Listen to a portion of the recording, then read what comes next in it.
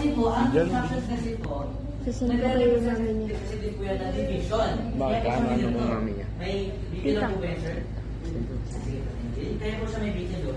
Kasi po, hindi ba din po yan? Kaya po, pakilala po mga artist.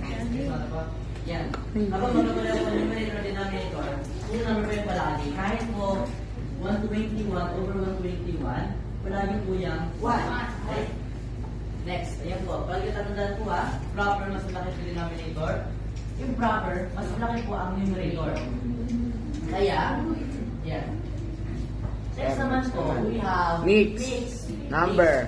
Mix.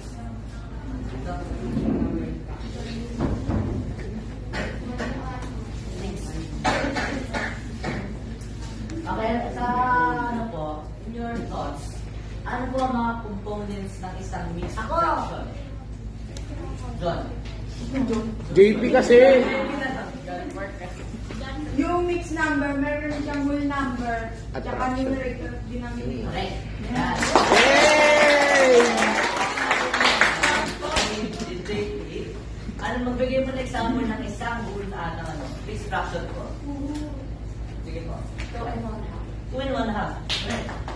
Yan. 2 and 1 half. Bakit po siya mixed? Meron pong whole number, meron pong numerator, at meron pong Denominator. Kasi ano, bigla lang naman din po ito kasi madali lang po ano. Sir, baka siya po kapalit niyo, sir. Okay. Next topic naman po is about Decimal into fraction. Yeah!